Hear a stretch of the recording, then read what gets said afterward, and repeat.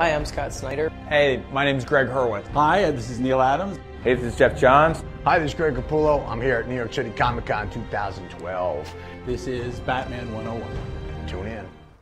Batman to me has always been the Dark Knight, the darkest, gloomiest, most gothic of all of DC's characters. I mean, growing up, you just loved Batman, just mainly probably because of his look. Batman is Sherlock Holmes who could compete in the Olympics and probably win most of the events. And he's someone who's unafraid to go up against the supernatural, to peek into the dark corners, to find everything.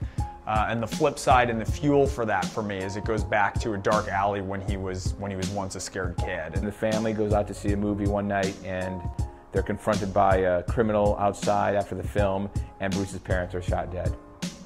And Bruce is obviously devastated by this, and years later, Bruce becomes Batman, and he spent all these years training and making himself the perfect weapon to enact justice. Most of us, don't like when bad things happen to good people, happen to us or whatever, and we all kind of like would love to go and mete out justice because, God bless law enforcement and everything like that. They don't always get it done, right? And Batman gets it done.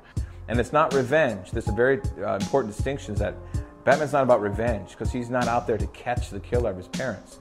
He's out there to prevent that from happening to anybody else. He's one of the few superheroes who's really not afraid to walk that knife edge between sanity and insanity. But that really interesting mix of heroism and sort of completely twisted self-destructive impulse is what's endlessly fascinating to me, because it also makes him heroic that he's flawed in that way.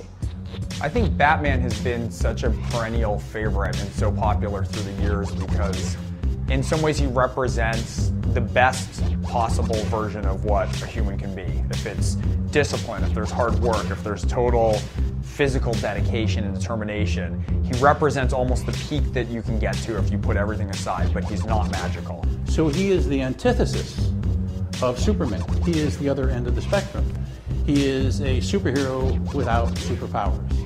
Batman's parents could be shot today or 100 years ago, and the character still works because all of us can relate to that pain. But there's also the fantasy of these amazing gadgets and the car and the cave. There's something just wonderfully awe-inspiring as a kid to seeing the coolest car in the world, missiles and all the different sort of toys and gadgets that he has. But at the end of the day, I really think what keeps him relevant, or what makes him the most popular hero in the world, if he is that humanity, is that sense of any of us could be Batman, or a version of Batman in that way, with the sort of determination and force of will that Bruce has. Batman's greatest flaw is his emotional complexity. He puts walls up around himself. And in some ways I think that the manor is almost a metaphor for him. Like there's floors that the guests can go to, there's rooms that people can visit, but there's a whole hidden area beneath that no one's allowed to touch. You can't really name a long-term romantic interest with Batman beyond really Catwoman. And we're dealing with that in Joker in a lot of ways, the way he emotionally closes people off to protect them from his mission. And I think sometimes he's right to do that and sometimes he's wrong, but it's always this reaction. But I think it's a desire to not be human. He didn't want to be human. He didn't want to feel pain. He didn't want to feel loss and loneliness. And so he built up this armor, and armor's wonderful in that it protects you, it insulates you, but it also reduces your flexibility. That to me is one of the things that's most also, again, heroic and interestingly complicated about him. So. Now, my favorite Batman villain, I have to say, is the Riddler. Oh, the Joker, like hands down. It's easy. I'm supposed to at this point say Joker, and it probably is the Joker. Well, my favorite Batman villain is Ra's al Ghul. It seemed as though Batman didn't have a Moriarty. So Denny and I and Julie created a Moriarty, turned out to be Ra's al Ghul. My first project for DC, I wrote the Penguin, and the miniseries Pain and Prejudice. And I think why I started with the Penguin, and why the Penguin always has a special place in my heart, is because he's the only one out of the Rogues Gallery who is sane. His whole rogue gallery is just littered with awesome villains. Yeah, I love Joker. Obviously, you love Two-Face, Bane, Mr. Freeze. All those other characters are great. But there's something about the Riddler that he challenges Batman's mind. You don't really, when you say Riddler, you don't think of these physical fights between Batman and the Riddler. You think of these puzzles that Batman's got to solve. And I really love that as a villain. It's very unique.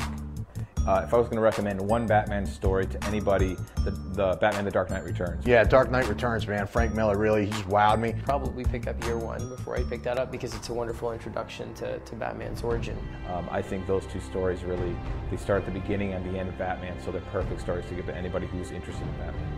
The Killing Joke is probably my third favorite. For me, it's always going to be The Killing Joke. There will never be a better mass vigilante, I think, in fiction, because Batman is the one. And I don't think any other character in fiction has had more stories told about them than Batman. So Batman, to me, is the epitome of justice and human perfection and what you can strive to do if you put your mind and soul into it. How's that? I mean, I'd have killed the Joker long ago. So, I mean, I think Batman should just let loose, he'll feel great, and be done with it, and nobody else will get hurt by the Joker.